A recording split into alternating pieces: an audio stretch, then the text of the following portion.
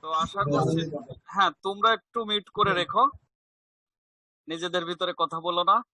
আশা করি তোমরা সবাই ভালো আছো। আহ আজকে আমরা মূলত তোমাদের অনার্স চতুর্থ বর্ষের ওয়ার্কিং ক্যাপিটাল নিয়ে একটু আলোচনা করব।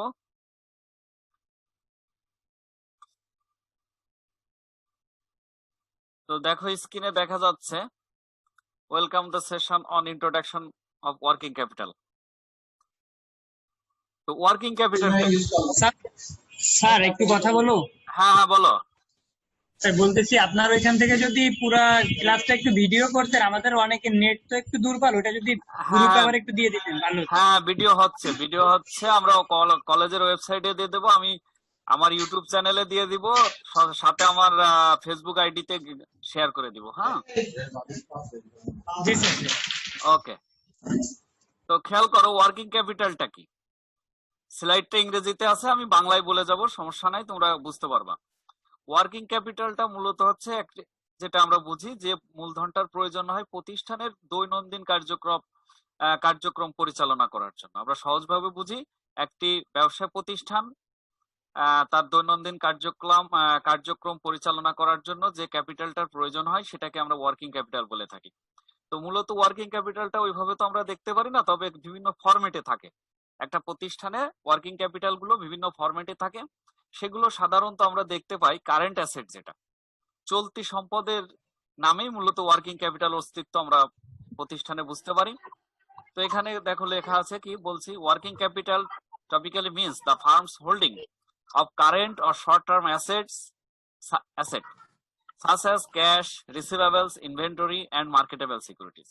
অর্থাৎ আমি যে কথাটি বলছিলাম, ওয়ার্কিং ক্যাপিটাল একটি প্রতিষ্ঠানে মূলত চলতি সম্পত্তির রূপে বিদ্যমান থাকে।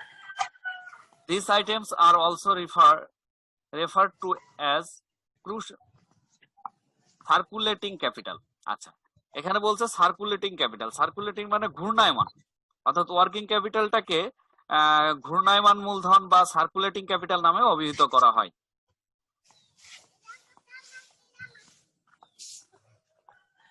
আচ্ছা, working capital management. Working capital ম্যানেজমেন্টটা কি? ম্যানেজমেন্ট মানে হচ্ছে ব্যবস্থাপনা। আচ্ছা, ওয়ার্কিং ক্যাপিটাল ব্যবস্থাপনা বলতে বোঝাচ্ছে যে ওয়ার্কিং ক্যাপিটালটাকে এমন ভাবে সেট করতে হবে একটি প্রতিষ্ঠানে, এমন পর্যায়ে রাখতে হবে যাতে করে ওয়ার্কিং ক্যাপিটালের শর্টেজ না হয়, আবার ওয়ার্কিং ক্যাপিটাল বেশিও না হয়ে যায়। অর্থাৎ working capital management is concerned with the problems that arise in attempting to manage the current asset, the current liabilities and the inter relations that exist between them. অর্থাৎ working capital management বলতে বোঝাচ্ছে চলতি সম্পদ এবং চলতি দায়, এটাকে ব্যবস্থাপনা করা, এবং এটা এমন ভাবে এবং এদের দুইজনের ভিতরে একটা সম্পর্ক বিদ্যমানটা ধরে রাখা, মানে সম্পর্কটা যদি থাকে, ইন্টার রিলেশনটা মেনটেন করা। অর্থাৎ আমরা প্রতিষ্ঠানে ওয়ার্কিং ক্যাপিটাল বলতে চলতি সম্পদ কি পরিমাণ রাখবো, চলতি দায় কি পরিমাণ রাখবো, এবং এদের ভিতরে কি রিলেশন আছে সেটা আমরা ব্যবস্থাপনা করব। এবং এমন ভাবে এটা ব্যবস্থাপনা করতে হবে যাতে করে চলতি সম্পদের ঘাটতির কারণে, চলতি সম্পদের বা ওয়ার্কিং ক্যাপিটালের ঘাটতির কারণে প্রতিষ্ঠান পরিচালনায় যাতে কোনো বিঘ্ন না ঘটে। কারেন্ট অ্যাসেট বলছে, কারেন্ট অ্যাসেট রিফার to those assets which in the ordinary course of business can be or will be converted into cash within 1 year without undergoing a diminution in value and without disrupting the operation of the firm. আচ্ছা, এত কথা দরকার নেই, সহজ কথাই বলে দিই। আমরা চলতি সম্পদ বলতে কি বুঝি? চলতি সম্পদ বলতে বুঝি প্রতিষ্ঠান পরিচালনা হতে হতেই, স্বাভাবিক প্রতিষ্ঠানের স্বাভাবিক প্রক্রিয়াতেই যে সম্পদগুলো যে শব্দ করো না, যে সম্পদগুলো 1 বছরের ভিতরে নগদে রূপান্তরিত হয়। আবার বলছি, প্রতিষ্ঠানের কোন রকম বাধা বিঘ্ন ছাড়া প্রতিষ্ঠানের স্বাভাবিক চলমান অবস্থায় যে সম্পদগুলো 1 বছরের মাঝে নগদে রূপান্তরিত হয় স্বাভাবিক প্রক্রিয়ায়, সেগুলোকে আমরা বলি চলতি সম্পদ। এবং এক্সাম্পল দেওয়া আছে ক্যাশ। ক্যাশ তো আমরা জানি এটা নট অনলি চলতি সম্পদ, এটা একটা লিকুইড, মানে ক্যাশ বলতে আমরা লিকুইড অ্যাসেট বুঝে থাকি। আর cash also current asset, but এটা ক্যাশটা হচ্ছে সবচেয়ে তরল সম্পদ প্রতিষ্ঠানের, এবং এটাকে এই ক্যাশের উপর ভিত্তি করে চলতি সম্পদটা কতটা নগদের কাছাকাছি এটা নির্ধারণ করা হয়। অর্থাৎ 1 বছরের ভিতরে যে সম্পদটা নগদে রূপান্তরিত হবে সেগুলোকে আমরা বলি চলতি সম্পদ। আচ্ছা, cash, marketable securities, account receivable and inventory উদাহরণ দেওয়া আছে, নোট রিসিভেবল হয়ে থাকে। কারেন্ট লায়াবিলিটিস, কারেন্ট লায়াবিলিটিসটা কি?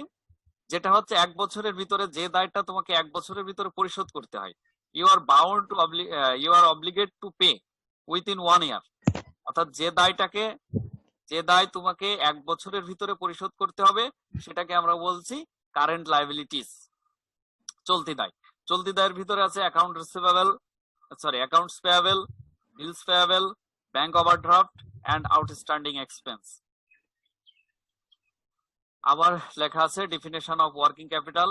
Working capital refers to that part of the firm's capital, এটা প্রতিষ্ঠানের ক্যাপিটালের একটা অংশ, which is required for financing short-term or current asset such as cash, marketable securities, debtors and inventories। বলছে working capital হচ্ছে প্রতিষ্ঠানের মূলধনের সেই অংশ যে অংশ নগদ, মার্কেটেবল সিকিউরিটিজ, অ্যাকাউন্টস রিসিভেবল এবং ইনভেন্টরির আকারে অন্তর্ভুক্ত থাকে। আচ্ছা, fund those invested in current asset keep revolving fast and constantly converted into cash, and this cash flow out again in exchanging for other current asset। আচ্ছা, অর্থাৎ বলছে প্রতিষ্ঠানের যে ফান্ডটুকু বা যে মূলধনটুকু চলতি সম্পদ বা রিভলভিং অ্যাসেটে বিনিয়োগ করা হয় এবং এটা প্রতিষ্ঠানের স্বাভাবিক চলমান প্রক্রিয়াতেই আবার নগদে রূপান্তরিত হয়। Working capital is also known as revolving circulating capital or short term capital. অর্থাৎ ওয়ার্কিং ক্যাপিটালের আরো 3টি নাম আমরা পেয়ে গেলাম, revolving, circulating and short term capital. আচ্ছা, concept of working capital. There are two possible interpretations of working capital concept।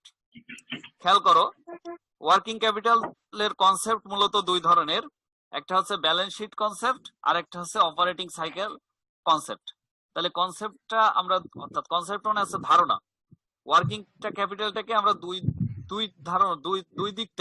দুইটা দিক থেকে আমরা এটা বিশ্লেষণ করতে পারি, ব্যাখ্যা করতে পারি। একটা হচ্ছে ব্যালেন্স শিট কনসেপ্ট আর একটা হচ্ছে অপারেটিং সাইকেল কনসেপ্ট। আমরা এখন একটু আলোচনা করব এগুলো নিয়ে। ব্যালেন্স শিট কনসেপ্ট,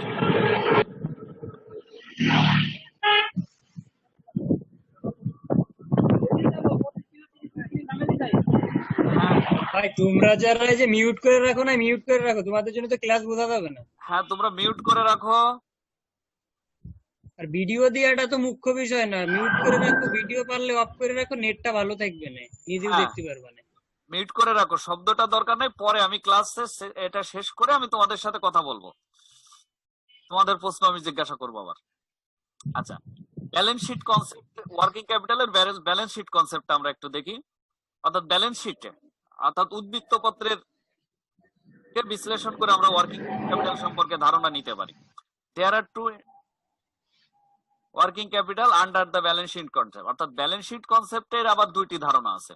একটা হচ্ছে excess of current asset over current liabilities, current চলতি দায়ের চেয়ে চলতি সম্পদের উদ্বৃত্ত। আর একটা আছে gross or total current asset. অর্থাৎ এটাকে আমরা 2 ভাবে বলি, একটা হচ্ছে গ্রস ওয়ার্কিং ক্যাপিটাল আর একটা হচ্ছে নিট ওয়ার্কিং ক্যাপিটাল। সহজ ভাষায় প্রথমটা হচ্ছে নিট ওয়ার্কিং ক্যাপিটাল, এখানে লেখা আছে, দ্বিতীয়টি হচ্ছে gross working capital. Gross working capital অর্থাৎ প্রথমে আমরা 2 নম্বরটা আলোচনা করছি।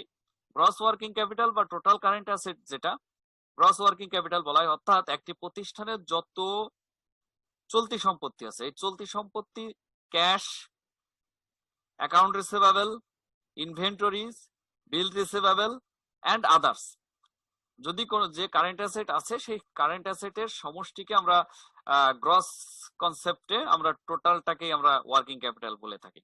তাহলে গ্রস ওয়ার্কিং ক্যাপিটাল বলতে আমরা বুঝি একটি প্রতিষ্ঠানের চলতি সম্পদের যোগফল, সেটাকে আমরা মোট ওয়ার্কিং ক্যাপিটাল বলে থাকি বা গ্রস ওয়ার্কিং ক্যাপিটাল বলে থাকি।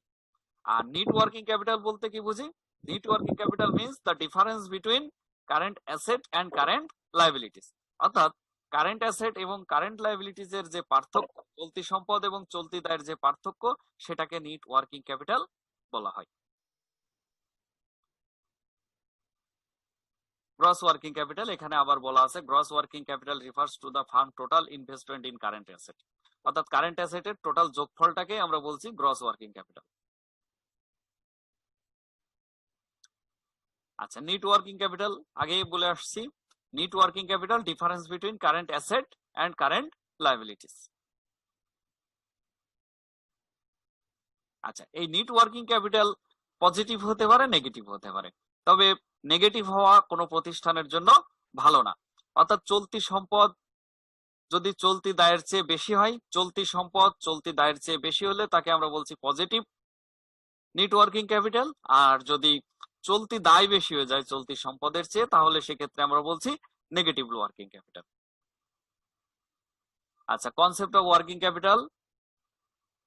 আচ্ছা, গ্রস ওয়ার্কিং ক্যাপিটাল শুরুতে লেখা আছে গ্রস GWC, অর্থাৎ gross working capital focuses on optimization of investment in current asset, financing of current asset. Net working capital focus on liquidity position of the firm, judicious mix of short term and long term financing. অর্থাৎ gross working capital দিয়ে আমরা কি বুঝতে পারি? Gross working capital দিয়ে আমরা বুঝতে পারি একটা প্রতিষ্ঠানের চলতি সম্পত্তিতে কত টাকা বিনিয়োগ করা আছে, এটা আমরা জানতে পারি। আর কারেন্ট অ্যাসেটের কোন কোন সেক্টর থেকে ফাইন্যান্স হয়েছে, কোন কোন জায়গা থেকে আমরা কারেন্ট অ্যাসেটে বিনিয়োগ করছি, কোন জায়গা থেকে কোন উৎস থেকে অর্থ সংগ্রহ করে, সেটা আমরা জানতে পারি। আর নিট ওয়ার্কিং ক্যাপিটালের মাধ্যমে জানতে পারি liquidity position of the farm, অর্থাৎ ফার্মের তারল্যের অবস্থান আমরা জানতে পারি, অর্থাৎ প্রতিষ্ঠানটি কি পরিমাণ দেনা পরিশোধ করার সক্ষমতা আছে সেটা আমরা জানতে পারি নিট ওয়ার্কিং ক্যাপিটালের পজিশন দিয়ে। আচ্ছা, অপারেটিং সাইকেল খুব সহজ। Operating cycle is the time duration required to converted sales after the conversion of resources into inventories into cash. The operating cycle of a manufacturing company involves three phases: acquisition of resources such as raw materials, labor, power, and fuel, etc. As a manufacture of the product, which includes conversion of raw materials into work in process into finished goods. As a third, sales of the product either for cash or on credit. Credit sales create account receivable for collection. আচ্ছা, operating সাইকেলটা আমরা যদি একটু board ব্যবহার করতে পারলে এটা তোমাদের বুঝতে সুবিধা হতো। তারপরেও তোমাদেরকে বলি, তোমরা একটু মনোযোগ দিয়ে শোনো। অপারেটিং সার্কেল মানে একটা চক্র, পরিচালন চক্র এটাকে আমরা বলি। অর্থাৎ সর্বপ্রথম আমাদের ওয়ার্কিং ক্যাপিটালের যেটা থাকে সেটা হচ্ছে ক্যাশ, নগদ টাকা আমাদের কাছে থাকে, আমরা বিভিন্ন উৎস থেকে নগদ টাকা সংগ্রহ করে নিয়ে আসি। এখন এই নগদ টাকা সংগ্রহ করলে এটা চক্র আকারে আবর্তিত হবে, ঘুরতে থাকবে। এখন এটা কিভাবে ঘুরবে, এখানে একটা উদাহরণ দেওয়া আছে, সেটা হচ্ছে ম্যানুফ্যাকচারিং ফার্মের ক্ষেত্রে। আমরা এটা নিয়ে আলোচনা করি। ম্যানুফ্যাকচারিং ফার্মের ক্ষেত্রে ক্যাশটা প্রথমে রূপান্তরিত হবে হচ্ছে র মেটেরিয়ালসে, অর্থাৎ উৎপাদনের জন্য আমরা র মেটেরিয়ালস ক্রয় করব। তাহলে ক্যাশ থেকে প্রথম পরবর্তী ধাপটা হচ্ছে র মেটেরিয়ালস। এখানে বলা হয়েছে acquisition of resources, not only raw materials, raw materials এর সাথে লেবার হতে পারে, পাওয়ার হতে পারে, ফুয়েল হতে পারে। অর্থাৎ উৎপাদন কাজে ব্যবহার করার জন্য আমাদের প্রয়োজনীয় জিনিসপত্র সংগ্রহ করতে হবে, সেটা হতে পারে র মেটেরিয়ালস, লেবার, জ্বালানি, শক্তি, উৎপাদন কাজ করার জন্য। আচ্ছা, দ্বিতীয় ধাপটা হচ্ছে, প্রথমে হলো তাহলে ক্যাশে রূপান্তরিত হলো রিসোর্স। আচ্ছা, রিসোর্সটা রূপান্তরিত হবে কি ওয়ার্ক ইন প্রসেস হবে, অর্থাৎ এই র মেটেরিয়ালসটাকে আমরা প্রক্রিয়া করব, প্রক্রিয়া করলে একটা ধাপ, সেটা হচ্ছে রিসোর্স হবে। সেকেন্ড ধাপ গেল রিসোর্স, এই ওয়ার্ক ইন প্রসেস থাকার পরে ওয়ার্ক ইন প্রসেস থেকে আরেকটা ধাপ চলে যাবে ফিনিশ গুডস। তার মানে কয়টা ধাপ গেল? প্রথম কথা হচ্ছে ক্যাশ থেকে র মেটেরিয়ালস থেকে ওয়ার্ক ইন প্রসেস থেকে ফিনিশ গুডস। আচ্ছা, এই ফিনিশ গুডস এবার কি করব, আমরা তৈরি পণ্যটা বিক্রি করব। আচ্ছা, এই বিক্রিটা আবার হতে পারে ধারে এবং নগদে, দুইটাই, ধারে এবং নগদে। যদি নগদে বিক্রি হয়ে যায় তাহলে আবার সার্কেলটা শেষ হয়ে গেল। ক্যাশ, ক্যাশ থেকে র মেটেরিয়ালস বা রিসোর্সেস, রিসোর্স থেকে ওয়ার্ক ইন প্রসেস থেকে ফিনিশ গুডস, ফিনিশ গুডস যদি আমরা নগদে বিক্রি করি তাহলে এটা আবার ক্যাশে রূপান্তরিত হয়ে গেল। আর যদি নগদে বিক্রি না করে ধারে বিক্রি করি তাহলে এটাই আবার অ্যাকাউন্ট রিসিভেবল সৃষ্টি হয়ে গেল। অ্যাকাউন্ট রিসিভেবল থেকে আবার কালেকশন করলে সেটা ক্যাশে রূপান্তরিত হয়ে গেল। ক্লিয়ার? আমি বুঝাইতে পারলাম? তাহলে সার্কেলটা হচ্ছে ক্যাশটা ঘুরিয়ে, ক্যাশ, ক্যাশ হচ্ছে মূল আমাদের সম্পদ, এই ক্যাশটা ঘুরে টার্ন করে অপারেটিং সার্কেল আকারে আবার ক্যাশে রূপান্তরিত হবে। এখন একটা প্রতিষ্ঠানে এই সার্কেলটা যত অল্প সময়ে হয়, অর্থাৎ এই যে প্রক্রিয়া ক্যাশ থেকে আবার নগদে রূপান্তরিত হওয়া, এই সার্কেলটা যত অল্প দিনে সম্পূর্ণ হয় তাহলে সেই প্রতিষ্ঠানটাকে আমরা বলি দক্ষ প্রতিষ্ঠান, তার ব্যবস্থাপনাটাকে আমরা বলি দক্ষ ব্যবস্থাপনা। এটা যতবার একটা ক্যাশ যতবার সার্কুলেট করবে, যতবার ঘূর্ণায়মান হবে, তাহলে এই প্রতিষ্ঠানের অপারেটিং ইফেক্টিভনেসটা তত ভালো। তাহলে আবার বলছি, অপারেটিং সার্কেলটা কি? অপারেটিং সার্কেলটা হচ্ছে চলতি সম্পদের প্রথমে ধাপ হচ্ছে ক্যাশ, আমরা নগদ সংগ্রহ করি, নগদটা, নগদের বিনিময়ে আমরা রিসোর্স, উৎপাদনের কাজে ব্যবহৃত রিসোর্স ক্রয় করি, রিসোর্স থেকে ওয়ার্ক ইন প্রসেস যায়, ওয়ার্ক ইন প্রসেস থেকে ফিনিশ গুডস যায়, ফিনিশ গুডস থেকে অ্যাকাউন্ট রিসিভেবল ধারে বিক্রয়ের ফলে, আবার ধারে বিক্রয়ের পরবর্তীতে আমরা আবার এটা নগদ সংগ্রহ করি। তাহলে নগদের থেকে ঘুরে আবার নগদে রূপান্তরিত হওয়াটাকে আমরা বলছি অপারেটিং সাইকেল।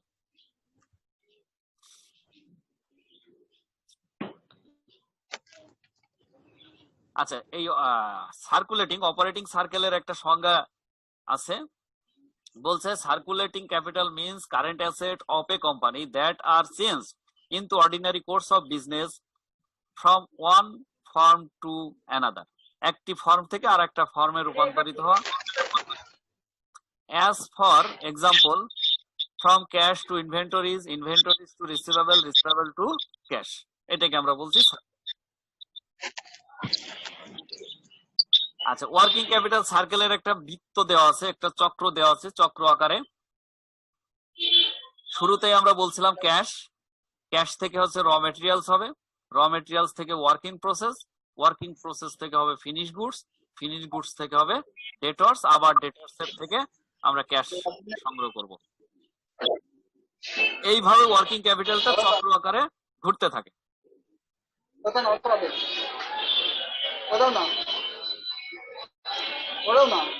হ্যাঁ, মিউট করো।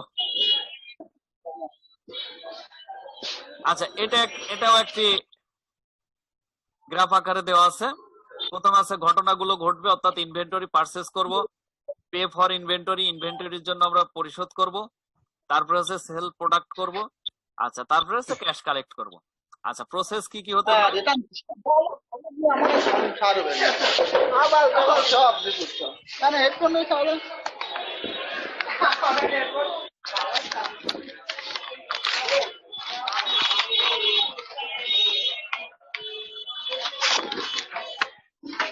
হ্যাঁ, সবগুলো মিউট করে দাও।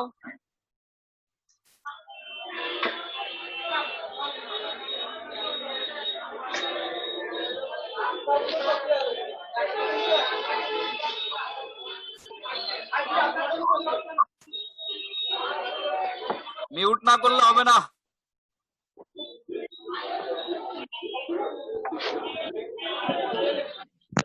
ওকে, র মেটেরিয়াল। আচ্ছা, আমরা একটু খেয়াল করছি। আচ্ছা, RMCP আমরা সংক্ষেপে, এটা অঙ্ক করার সময় আমাদের লাগবে, এই অধ্যায়ে অঙ্ক আছে, পরের ক্লাসে আমরা অঙ্ক করব।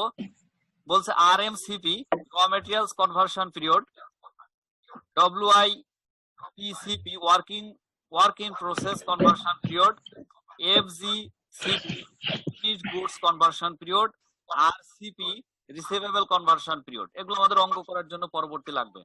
আচ্ছা, অপারেটিং সাইকেলটাকে আমরা আবার একটু খেয়াল করি। গ্রস অপারেটিং সার্কেলটা আমরা কি বলছি? গ্রস অপারেটিং সার্কেল হচ্ছে আমাদের সময়, অপারেটিং সার্কেল মানে হচ্ছে দিন, অর্থাৎ র মেটেরিয়ালস কনভার্সন পিরিয়ড, অর্থাৎ র মেটেরিয়ালস তোমার ঘরে কতদিন থাকছে, ওয়ার্ক ইন প্রসেস, চলতি কার্য, শব্দ করো না, চলতি কার্য ওয়ার্ক ইন প্রসেস এটা কতদিন সময় লাগছে, ফিনিশ গুডস কতদিন গুদামে থাকছে, এবং আরসি রিসিভেবল কনভার্সন পিরিয়ড অর্থাৎ দেনাদার থেকে টাকা সংগ্রহ করতে তোমার কত সময় লাগছে। এটা গেল হচ্ছে গ্রস অপারেটিং সাইকেল। আর নিট অপারেটিং সাইকেল হচ্ছে গ্রস অপারেটিং সাইকেল থেকে পেয়েবল ডিফারাল পিরিয়ড, অর্থাৎ তোমাকে খেয়াল করো, গ্রস অপারেটিং সাইকেল মানে হচ্ছে আমরা এই উৎস থেকে মূলত ক্যাশ কনভার্ট করতে পারবো। ক্যাশ কনভার্ট করতে পারবো কি, র মেটেরিয়ালস ক্রয় করলে কতদিন পরে ওয়ার্কিং প্রসেস হবে, ওয়ার্কিং প্রসেস কতদিন পরে ফিনিশ গুডস হবে, ফিনিশ গুডস থেকে কতদিন পরে অ্যাকাউন্ট রিসিভেবল হবে, অ্যাকাউন্ট রিসিভেবল থেকে কতদিন পরে ক্যাশে রূপান্তরিত হবে। আচ্ছা, এখন এটা হচ্ছে আমাদের প্রাপ্তি ক্যাশ, কিন্তু ক্যাশ একইভাবে আমাদেরকে পরিশোধ করতে হতে পারে। সেটা হচ্ছে দেনাদারদেরকে আমরা পাওনাদারকে আমরা কতদিনে টাকা পরিশোধ করব, মজুরি বাবদ কতদিনে আমাদেরকে টাকা পরিশোধ করতে হবে, বা আদার্স ওভারহেড বাবদ আমরা কতদিন পরিশোধ করব, এটা হচ্ছে পেয়াবল। তাহলে গ্রস ওয়ার্কিং ক্যাপিটাল কনভার্সন থেকে গ্রস অপারেটিং সাইকেল, এখান থেকে নিট অপারেটিং সাইকেল আমরা বের করতে পারবো। এটার উপর অঙ্ক আছে। আচ্ছা, classification or kinds of working capital.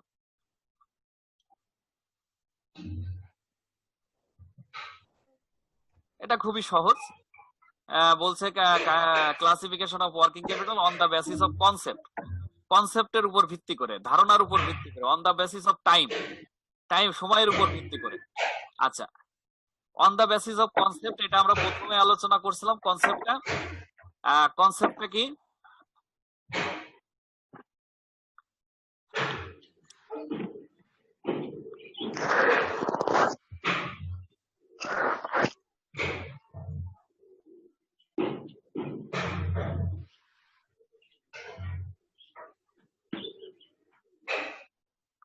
হ্যাঁ খেয়াল করো, on the basis of concept আমরা বলছিলাম কনসেপ্টের উপরে দুইটা কনসেপ্ট, একটা হচ্ছে তোমার গ্রস ওয়ার্কিং ক্যাপিটাল কনসেপ্ট, আর হচ্ছে net working capital concept.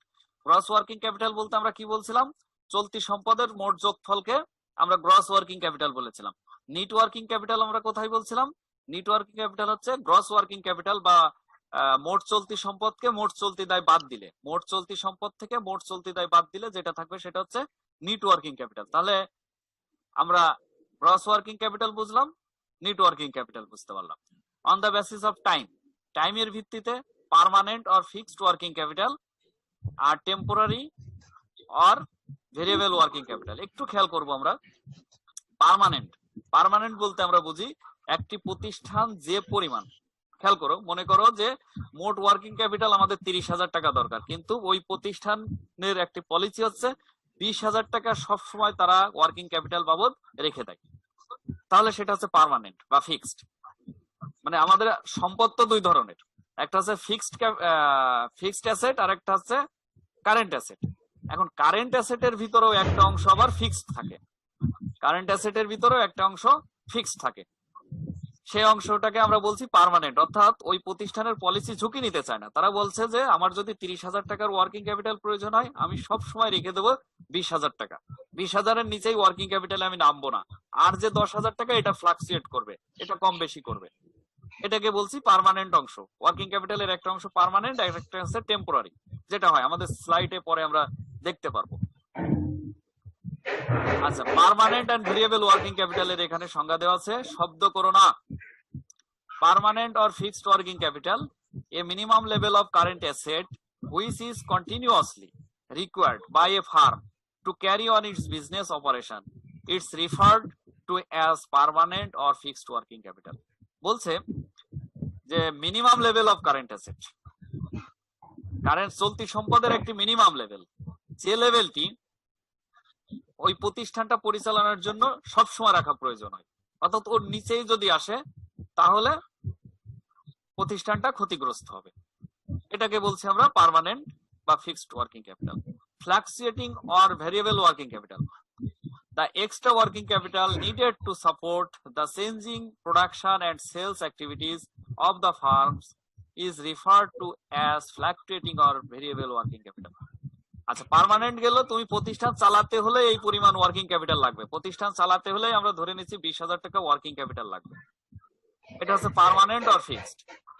Variable আর ফ্লাকচুয়েটিং কি বলছে? এটা নির্ভর করবে, তোমরা সবাই মিউট করো, বারবার বলছি। হ্যাঁ, ফ্লাকচুয়েটিং আর ভেরিয়েবল ওয়ার্কিং ক্যাপিটাল কোনটা হবে? যেটা বলছে এটা নির্ভর করবে তোমার অ্যাক্টিভিটিজ এর উপর। তুমি যদি অ্যাক্টিভিটিজ বৃদ্ধি করো, তুমি যদি কার্যক্রম বাড়াও, অর্থাৎ তুমি যদি সেলসটা বৃদ্ধি করতে চাও, প্রোডাকশনটা বৃদ্ধি করতে চাও, উৎপাদন বৃদ্ধি করতে চাও, সেলস বৃদ্ধি করতে চাও, তাহলে তোমাকে একটা ওই নির্দিষ্ট যে ওয়ার্কিং ক্যাপিটাল আছে তার বাইরে গিয়ে তোমাকে একটা ওয়ার্কিং ক্যাপিটাল প্রয়োজন হতে পারে। সেটাকে আমরা বলছি permanent fluctuating or variable working capital. আবার যদি কোনো কারো উৎপাদন কমায় নিয়ে আসো, তাহলে ওই পরিমাণ ক্যাপিটালটা আবার তোমার কম প্রয়োজন হবে। উৎপাদন বাড়ালে ওই পরিমাণ বাড়াইতে হবে। কিন্তু ফিক্সডটা বলছে যে না, তুমি উৎপাদন করো আর না করো, প্রতিষ্ঠান চালাইতে হলেই তোমার এই পরিমাণ ওয়ার্কিং ক্যাপিটাল প্রয়োজন হবে। সেটা হচ্ছে পার্মানেন্ট আর ফিক্সড। এই যে খেয়াল করো, একটা গ্রাফ দিয়ে দেওয়া আছে, অ্যামাউন্ট অফ ওয়ার্কিং ক্যাপিটাল। হ্যাঁ, এই যে যে রেখাটা দেখছো, দেখা যায়? দেখা যাচ্ছে? হ্যাঁ, দেখা যাচ্ছে। হ্যাঁ, এই যে যে রেখাটা সরল রেখা দেখা যাচ্ছে। হ্যাঁ, এই যে যে সরল রেখাটা দেখা যাচ্ছে, হ্যাঁ হ্যাঁ, এই সরল রেখাটি হচ্ছে তোমার পার্মানেন্ট ওয়ার্কিং ক্যাপিটাল। অর্থাৎ তোমার প্রতিষ্ঠান পরিচালনা করতে হলে এই পরিমাণ ওয়ার্কিং ক্যাপিটাল তোমার প্রয়োজন হবে। আচ্ছা, টেম্পোরারি ওয়ার্কিং ক্যাপিটাল হচ্ছে, স্যার যেটা আপ ডাউন করতেছে এটা টেম্পোরারি। হ্যাঁ এটা টেম্পোরারি। সাউন্ড কমাও। হ্যাঁ, এটা টেম্পোরারি, আপ ডাউন করছে। অর্থাৎ এই টেম্পোরারিটা নির্ভর করবে তোমার প্রোডাকশন এবং সেলস এর সাথে। অর্থাৎ তুমি যদি প্রোডাকশন বৃদ্ধি করতে চাও, তাহলে এই পরিমাণ টাকা তোমার বৃদ্ধি করতে হবে। যদি আবার প্রোডাকশন কমায় নিয়ে আসো, ওয়ার্কিং ক্যাপিটাল কমে আসবে। ক্লিয়ার? আর এই যে যে সরল রেখা, এই রেখা পর্যন্ত তোমার প্রতিষ্ঠান টিকায় রাখতে হলেই প্রয়োজন হবে। ওকে, তাহলে আমরা পরের স্লাইডে যাই। আচ্ছা, importance or advantage of adequate working capital, অর্থাৎ পর্যাপ্ত চলতি মূলধনের প্রয়োজনীয়তাটা কি, বা আমরা বলতে পারি যে যদি ঠিক একইভাবে যদি ইনএডিকুয়েট ওয়ার্কিং ক্যাপিটাল হয়, তাহলে তার প্রতিষ্ঠানের সমস্যা কি সৃষ্টি হবে। অর্থাৎ প্রতিষ্ঠানের ওয়ার্কিং ক্যাপিটালের প্রয়োজনীয়তাটা কি বলছে? সলভেন্সি অফ বিজনেস, প্রতিষ্ঠানের সচ্ছলতার জন্য তোমার ওয়ার্কিং ক্যাপিটাল প্রয়োজন। গুডউইল, প্রতিষ্ঠানের সুনামটা টিকে রাখার জন্য ওয়ার্কিং ক্যাপিটালটা প্রয়োজন। ইজি লোন, অর্থাৎ তুমি যদি কোথাও থেকে লোন নিতে চাও প্রতিষ্ঠানের জন্য, তাহলে তারাও দেখতে চাবে তোমার দায় পরিশোধের ক্ষমতা আছে কিনা। ওই প্রতিষ্ঠানের যদি দায় পরিশোধের ক্ষমতা থাকে তাহলে লোন দিবে, আর দায় পরিশোধের ক্ষমতা মানে হচ্ছে ওয়ার্কিং ক্যাপিটাল। ডিসকাউন্ট, তোমার ভালো টাকা থাকলে, অর্থাৎ তোমার যদি প্রতিষ্ঠানের গুডউইল ভালো থাকে, তাহলে তোমার সাথে লেনদেন করতে চাবে মানুষ, তোমার কাছে মানুষ পণ্য বিক্রি করতে চাবে, তখন তারা তোমাকে দেখা যাচ্ছে ডিসকাউন্টে দিতে পণ্য দিবে। আচ্ছা, regular supply of raw materials,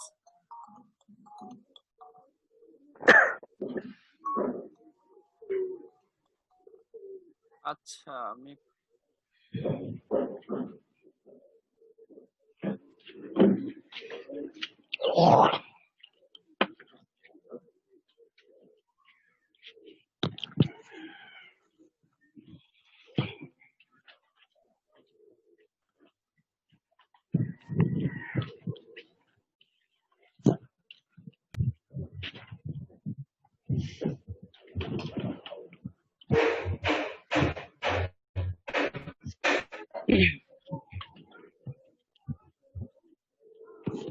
ওকে। আচ্ছা, রেগুলার পেমেন্ট অফ স্যালারি, অর্থাৎ তোমার যদি ওয়ার্কিং ক্যাপিটাল পর্যাপ্ত না থাকে, তাহলে তুমি বেতন দিতে পারবে না, মজুরি দিতে পারবে না, প্রতিদিনের যে এক্সপেন্স আছে সেগুলো মিটাইতে পারবে না।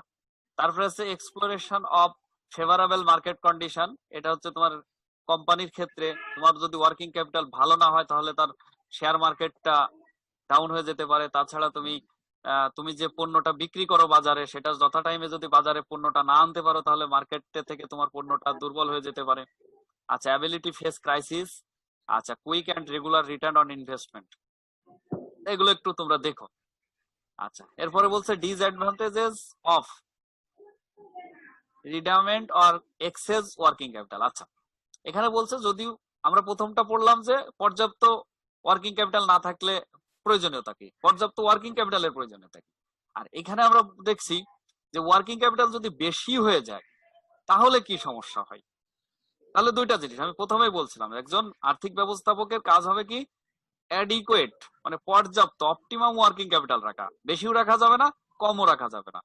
আর যদি প্রয়োজনের চেয়ে বেশি রেখে দাও ওয়ার্কিং ক্যাপিটাল তাহলে কি হবে, বলছে আইডেল ফান্ড, অলস অর্থ পড়ে থাকবে, ফান্ডে অলস পড়ে থাকবে।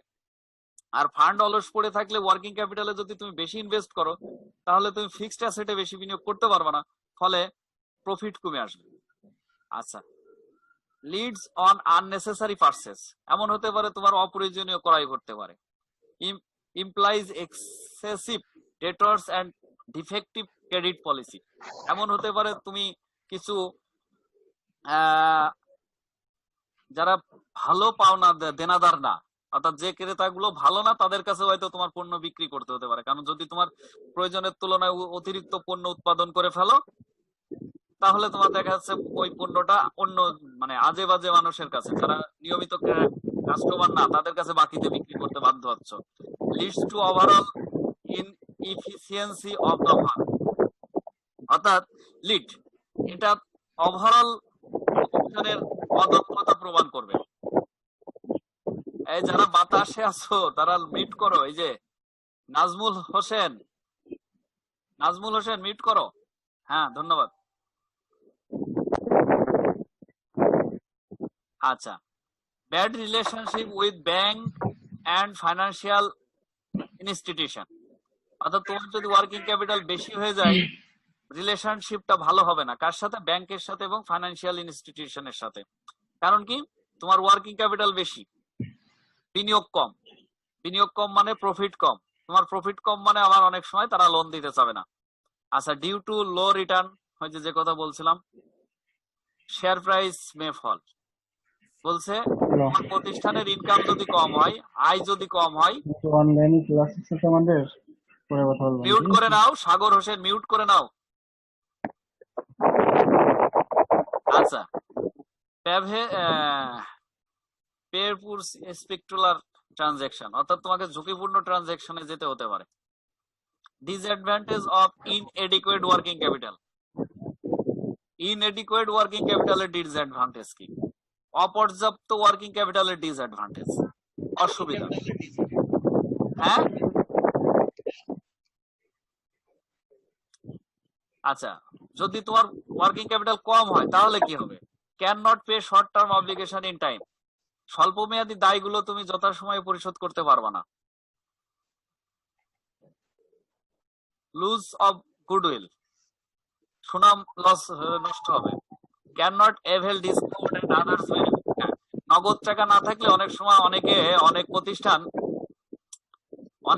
অনেক প্রতিষ্ঠান তোমাকে নগদে বিক্রি করে একটা ডিসকাউন্ট দিয়ে থাকে, যে তুমি যদি এটা নগদে ক্রয় করো তাহলে 10% ডিসকাউন্ট।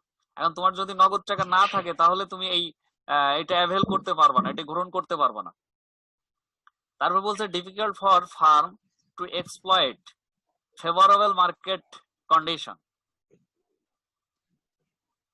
হ্যাঁ, তুমি মার্কেট কন্ডিশনটা যে তোমার নিজের অনুকূলে আনবা সেটা সম্ভব হবে না, সেটা কঠিন হবে। তারপরে rate of return on investment fall in the shortage of working capital, working capital শর্টেজের কারণে রেট অফ রিটার্ন কমে আসতে পারে। Difficult to pay day to day expense of operation, প্রতিদিনের যে operation, day to day operation, সেটা তোমার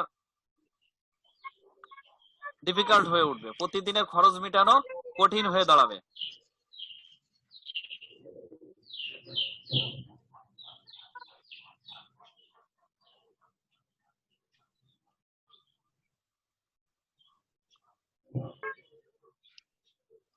determinants of working capital, determinants মানে নির্ধারক, অর্থাৎ তোমার এটা খুব গুরুত্বপূর্ণ, তোমার প্রতিষ্ঠানে কি পরিমাণ ওয়ার্কিং ক্যাপিটাল প্রয়োজন হবে এটা কিসের উপর ভিত্তি করে নির্ধারিত হবে সেটা বলছে। নেচার আর ক্যারেক্টার অফ বিজনেস, প্রতিষ্ঠানের নেচার, চরিত্র, বৈশিষ্ট্যের উপরে।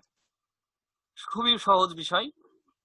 এই সাগর হোসেন তুমি মিউট করো, সাগর হোসেন। হ্যাঁ, প্রতিষ্ঠানের প্রকৃতি কেমন এটার উপর নির্ভর করবে তোমার কি পরিমাণ ওয়ার্কিং ক্যাপিটাল লাগবে। অর্থাৎ একটি ব্যাংকের যে পরিমাণ ওয়ার্কিং ক্যাপিটাল প্রয়োজন হয়, একটি উৎপাদনকারী সে পরিমাণ ওয়ার্কিং ক্যাপিটাল প্রয়োজন হয় না। কারণ আচ্ছা, size of the business scale of operation, size of business, ব্যবসায়ের যে সাইজ আকার সেটার উপর নির্ভর করবে কি পরিমাণ। তারপর প্রোডাকশন পলিসি কি, অনেক প্রতিষ্ঠান আছে বিক্রি করে উৎপাদন করে মজুদ রাখে।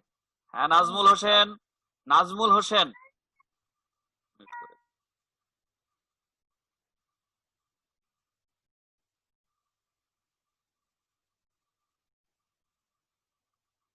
ওকে। Length of production cycle. আচ্ছা, প্রোডাকশন পলিসি, আমরা প্রথম 3 নাম্বারটা বলছিলাম প্রোডাকশন পলিসি। কিছু কিছু প্রতিষ্ঠান আছে মনে করো যে তারা উৎপাদন করে জমা রাখে বিক্রি করে, উৎপাদন করে জমা রাখে বিক্রি করে। কিছু প্রতিষ্ঠান আছে অর্ডার নেয়, উৎপাদন করে, সরবরাহ করে। তাহলে এই দুই ধরনের প্রতিষ্ঠানের একই রকম ওয়ার্কিং ক্যাপিটালের প্রয়োজন হবে না। প্রোডাকশন পলিসি যদি কারোর মনে করো সে জমা রাখে তাহলে তার ক্যাপিটালের প্রয়োজন বেশি হবে, কারণ তার ফিনিশ গুডসে একটা বড় মাপের ক্যাপিটাল জমা থাকবে।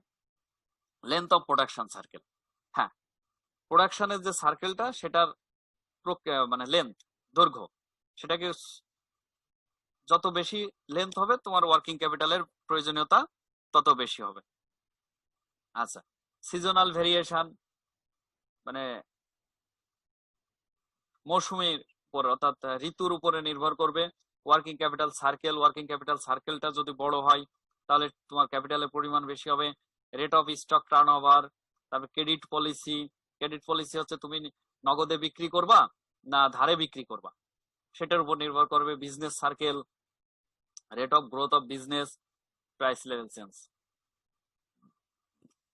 আচ্ছা, খেয়াল করো এবার ওয়ার্কিং ক্যাপিটাল ফাইন্যান্সিং মিক্স বলে একটা অ্যাপ্রোচেস, ওয়ার্কিং ক্যাপিটাল অ্যাপ্রোচ বা ওয়ার্কিং ক্যাপিটাল প্রিন্সিপাল, এটা অনেক সময় ওয়ার্কিং ক্যাপিটাল প্রিন্সিপাল বলা হয় এটাকে অনেক সময়। হ্যাঁ, ওয়ার্কিং ক্যাপিটাল অ্যাপ্রোচ আছে, অ্যাপ্রোচের ভিতরে আছে হেডিংস আর ম্যাচিং অ্যাপ্রোচ। আমরা হেডিংটা মিলকরণ, ম্যাচিং অ্যাপ্রোচ প্রথমটা। তারপরে 2 নাম্বারটা হচ্ছে কনজারভেটিজম অ্যাপ্রোচ, তারপরে এগ্রেসিভ অ্যাপ্রোচ। আচ্ছা, এই অ্যাপ্রোচটা কি কাজে ব্যবহৃত হয় একটু খেয়াল করো। ওয়ার্কিং ক্যাপিটালটা হচ্ছে আমরা বলছি যে স্থায়ী চলতি সম্পত্তিতে বিনিয়োগ। এখন আমার ওয়ার্কিং ক্যাপিটাল মনে করো 10,000 টাকা প্রয়োজন বা 1 লক্ষ টাকার প্রয়োজন। এখন এই 1 লক্ষ টাকা কোন উৎস থেকে আমরা সংগ্রহ করব? ঠিক আছে, ওয়ার্কিং ক্যাপিটালটা আমরা কোন উৎস থেকে সংগ্রহ করব এটাকে বলছি আমরা অ্যাপ্রোচ। আমাদের ওয়ার্কিং ক্যাপিটাল 2 ধরনের ছিল আমরা বলছি। একটা হচ্ছে 2 ধরনের ওয়ার্কিং ক্যাপিটাল, একটা আছে ফিক্সড ওয়ার্কিং ক্যাপিটাল বা পার্মানেন্ট ওয়ার্কিং ক্যাপিটাল, একটাকে আমরা বলছি টেম্পোরারি ওয়ার্কিং ক্যাপিটাল। এখন তাহলে আমরা যদি সম্পদের দিকে চিন্তা করি, একটা প্রতিষ্ঠানে 3 ধরনের সম্পদ আছে। একটা আছে ফিক্সড সম্পদ, permanent working capital, temporary working capital. তাহলে একটা প্রতিষ্ঠানের সম্পদটাকে আমরা 3 ভাগে ভাগ করে ফেললাম: fixed asset, permanent current asset, temporary current asset. এখন এই সম্পদের জন্য এর উৎস কোথা থেকে হবে এটাকে আমরা বলছি অ্যাপ্রোচ। এখন ম্যাচিং অ্যাপ্রোচ কি বলছে দেখো, 3টা অ্যাপ্রোচ আমরা অল্পতে বুঝায় শেষ করবো আজকের জন্য। এই যে ম্যাচিং অ্যাপ্রোচ, খেয়াল করো। ম্যাচিং অ্যাপ্রোচ বলতেছে কি যে ফিক্সড অ্যাসেট, খেয়াল করো, ফিক্সড অ্যাসেট এবং permanent current asset, fixed asset এবং পার্মানেন্ট কারেন্ট অ্যাসেট, এই দুইটাকে আমরা সংগ্রহ করব হচ্ছে লং টার্ম উৎস থেকে, long term debt plus equity capital. কারণ দুইটাই যেহেতু আমাদের পার্মানেন্ট ফিক্সড, একটা আছে ফিক্সড অ্যাসেট এবং ফিক্সড কারেন্ট অ্যাসেট বা পার্মানেন্ট কারেন্ট অ্যাসেট, এই দুটাই যেহেতু আমাদের প্রতিষ্ঠানে সবসময় প্রয়োজন হবে, এটা রাখতেই হবে প্রতিষ্ঠানে, এই জন্য আমরা এটা সংগ্রহ করব কোথা থেকে? লং টার্ম উৎস থেকে, অর্থাৎ long term debt plus equity capital. আর যেটা আমাদের ফ্লাকচুয়েট, যেটা উঠানামা করবে, এটা আমরা সংগ্রহ করব শর্ট টার্ম ডেট থেকে। কথাটা কি বোঝা গেল কিনা? আমাদের অর্থায়নের উৎস হচ্ছে দুইটি, একটা হচ্ছে লং টার্ম উৎস, একটা হচ্ছে শর্ট টার্ম উৎস, অর্থায়নের উৎস।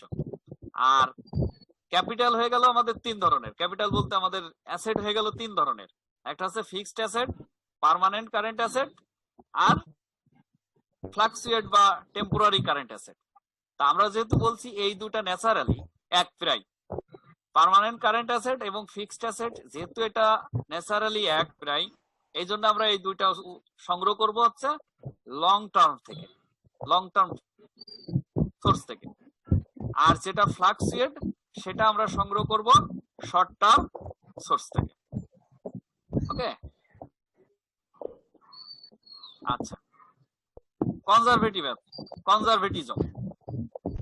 কনজারভেটিজম হচ্ছে একটু ঝুঁকি কম নিতে চায়, রক্ষণশীল, এরা প্রতিষ্ঠানে ঝুঁকি নিতে চায় না।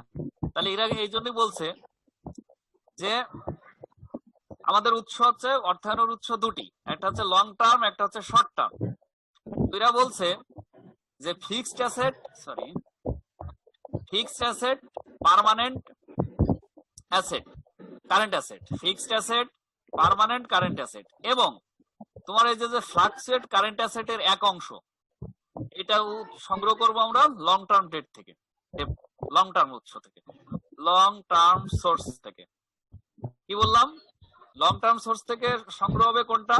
Fixed asset, permanent current asset এবং ফ্লাকচুয়েট কারেন্ট অ্যাসেটের এক অংশ সংগ্রহ করব আমরা লং টার্ম থেকে। আর ফ্লাকচুয়েট কারেন্টের যেটা বাড়তি অংশ সেটা আমরা সংগ্রহ করব শর্ট টার্ম ডেট থেকে। আচ্ছা, আর এগ্রেসিভ অ্যাপ্রোচ আবার একটু মানে বেশি ঝুঁকি নেবে, এটা হচ্ছে ঝুঁকিপূর্ণ। এই ঝুঁকিপূর্ণ অ্যাপ্রোচে বলছে যে ফিক্সড অ্যাসেট এবং পার্মানেন্ট অ্যাসেটের অর্ধেক, এটা সংগ্রহ করব আমরা লং টার্ম ফাইন্যান্স থেকে।